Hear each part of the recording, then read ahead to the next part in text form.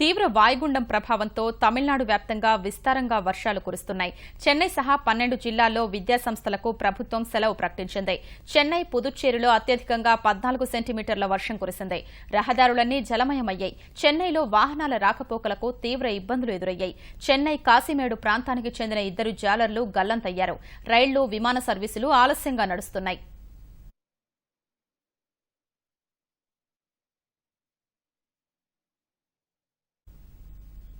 బంగాళాఖాతంలో ఏర్పడిన వాయుగుండం తీవ్ర వాయుగుండంగా మారింది. దీని ప్రభావం చెన్నైపై తీవ్రంగా కనిపిస్తోంది. భారీ వర్షాలతో చెన్నై జలమయమైంది. మరిన్ని వివరాలు మా ప్రతినిధి శ్రీనివాస్ను అడిగి తెలుసుకుందాం.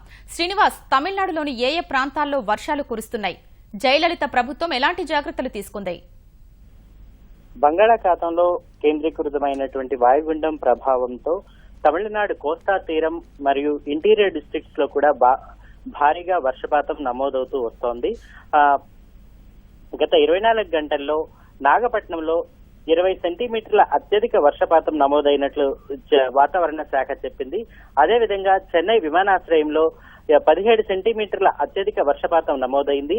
ప్రస్తుతం ఈ వాయుగుండం కడలూరు సమీపంలో తీరాన్ని తాకినట్లుగా చెన్నై వాతావరణ కేంద్రం చెప్తోంది. మరి కాసేపట్లో ఈ వాయుగుండం పూర్తిగా తీరాన్ని దాటవచ్చని వాతావరణ శాఖ అధికారులు చెప్తున్నారు. ఈ వాయుగుండం ప్రభావంతో చెన్నై నగరం అంతా పూర్తిగా తడిసి ముద్దైపోయింది. పలు ప్రాంతాలు జలమయమయ్యాయి.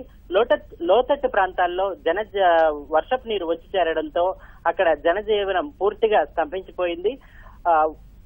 రహదారుల్లో వర్షపు నీరు వచ్చి చేరడంతో రవాణా వ్యవస్థ, ప్రజా రవాణా వ్యవస్థ పూర్తిగా చాలా స్తంభించిపోయింది.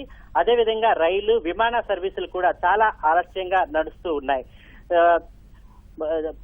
మొత్తం కోస్తా జిల్లాల్లోని యంత్రాంగాన్ని అంతటిని వాయుగుండాన్ని సమర్థంగా